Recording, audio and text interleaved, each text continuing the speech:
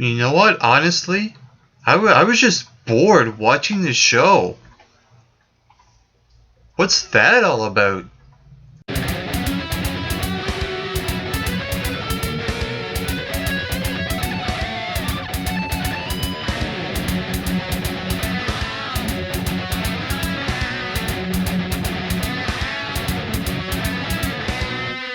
Hello, all MRBers, and welcome to another wrestling-related video with me, Mike McRock, one half of the MRB Wrestling Review Show, and right now I'm going to deliver to you my review for this week's episode of WWE NXT, and my god, I was bored out of my mind watching this show. I don't understand it. I really don't. Heading into this show, coming fresh from the Triple Threat #1 Contenders match, which I did watch, by the way, and I really didn't like the outcome. I think Baron Corbin should have won this match, and I'll explain this further as I do this review, but man, this show was... It felt too long. I don't know what it was, but it just felt like I was watching a 2-hour Raw, only it was a 1-hour episode of NXT. I don't know what's happening with NXT. It's just getting worse. I don't know what it is, but alright, let's just get right down to what happened on the show. We got the Vaudevillains versus the Hype Bros. I was bored watching this match. I don't know what it was. I was just bored. I really was. But in terms of the characters of the Vaudevillains, so here's the thing about the Vaudevillains. I always liked the Vaudevillains, not necessarily no matter what they did, but, when it comes to the Vaudevillains, I like them as villains more so than I do baby faces, because they seem to be more into a character. And I think when they're baby faces, I think they're just complete jokes. I really do. I think I was really looking for a change in character with these guys, and if they were deciding to turn them heel now, this would have been a really good time to really turn them full on heel, but, with the hardcore fans in the Full Sail, it's hard to convince them, because, they cheer for the heels for some reason. I don't know what that's all about. The whole dynamics of it are just completely off. What's the point of turning someone heel in the Full Sail, knowing these hardcore fans and how they react? I just don't see it. I just don't buy it. And to a booking standpoint, I kind of like what they've done, because to me, when you create a story with someone, or in this case a team, you don't have them win every single match, you lose some matches, you work your way back up, and that's what the Vaudevillains did here. I like that they showed a little bit of a meaner side without fully turning into a heel. I like that they didn't rush it. I think it's one of those things that's going to progress naturally. I think that's the one positive that I like coming out of the Vaudevillains. But other than that, this match was just boring. I don't know what it was. It was just boring as heck. And speaking of boring, here comes another boring match that served no purpose. Carmella versus Emma. Why are we having this match? We know that Carmella is the #1 contender for Bayley's NXT Women's Championship. There is just absolutely no reason for this match to happen here. There just isn't. Unless you're going to do something with Emma, just get this off my TV now. Because I just feel like, again, another enhancement match where Carmella goes over.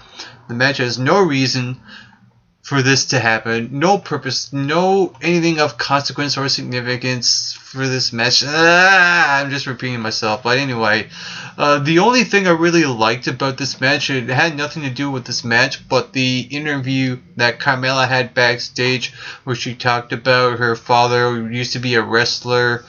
What else did she talk about? She talked about who she is as a person, and her relationship with Bayley, of course, from the show Breaking Ground and stuff.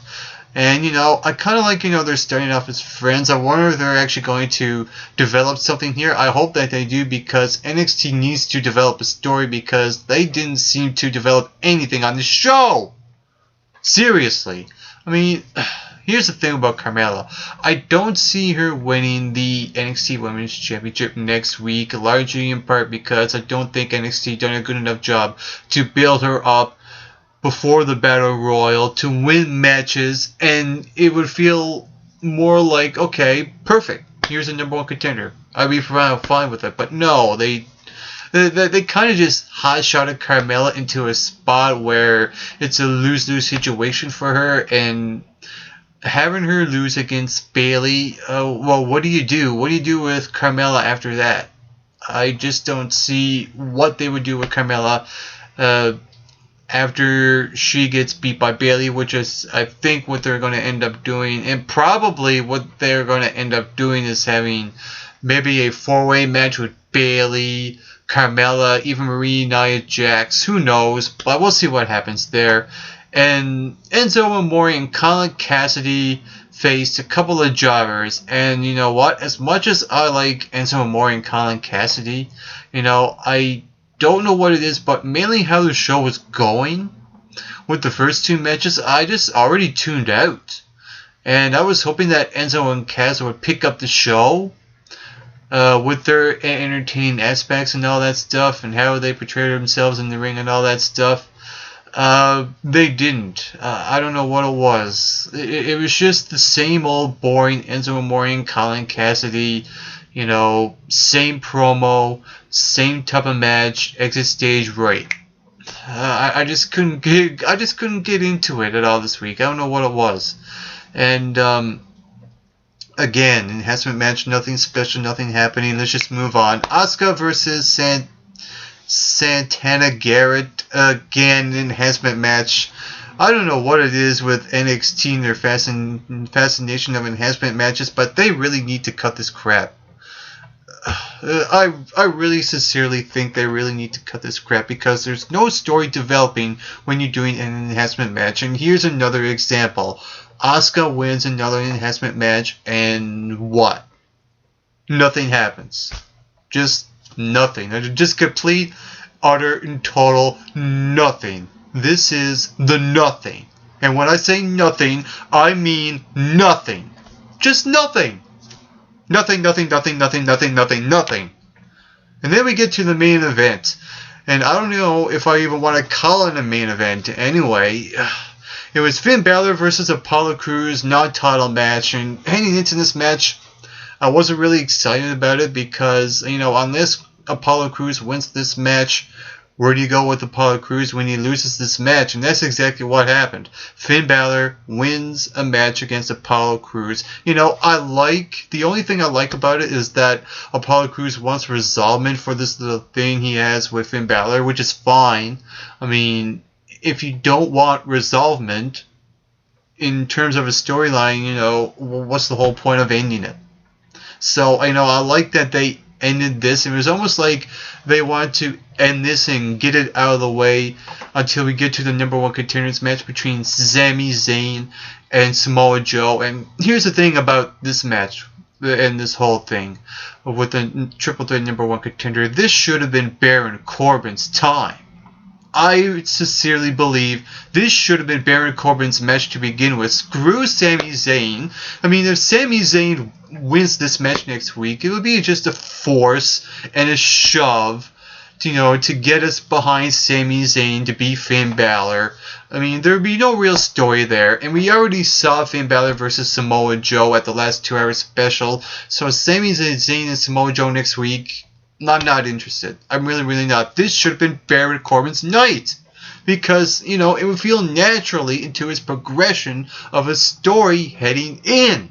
This is ridiculous on the part of NXT not going there. I mean, what they could have done with the triple threat last week was that you have Baron Corbin and Sami Zayn be the two guys instead of Samoa Joe and Sami Zayn being the two guys next week to face whoever wins is the number one contender. Oh. And then you have, let's just say you have that. You have Samoa Joe, Sami Zayn. There's a story there. There's a story there. You're off to the races. Sami Zayn versus Samoa Joe. And Finn Balor versus Baron Corbin for the title. That's what I would have done at the 2 hour special. But no. NXT is going in a complete and total stupid direction here. with this whole thing with Sami Zayn and Samoa Joe. It's a lose-lose situation for all parties involved. I think. Again, where's the direction for Baron Corbin? Now he's taken a step back where he should be going forward to face Finn Balor for the title. Wake up, NXT! You're doing things all backwards and stuff. I really don't understand. Alright, so overall, this episode of NXT was nothing. It was the nothing. Like I said, the nothing. You can skip this episode and just not miss a thing. Kind of like a couple of weeks ago, only I think that episode was worse. But, you know, there were some entertaining aspects to this show, like the Vaudevillains, like Apollo Crews and Finn Balor. Some of that match was fine. It was passable. But really, overall, this show was just... I just couldn't... I'm sorry. I gotta stop watching NXT.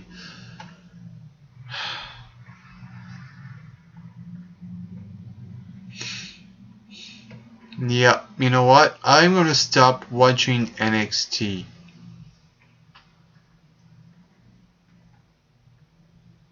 So take that!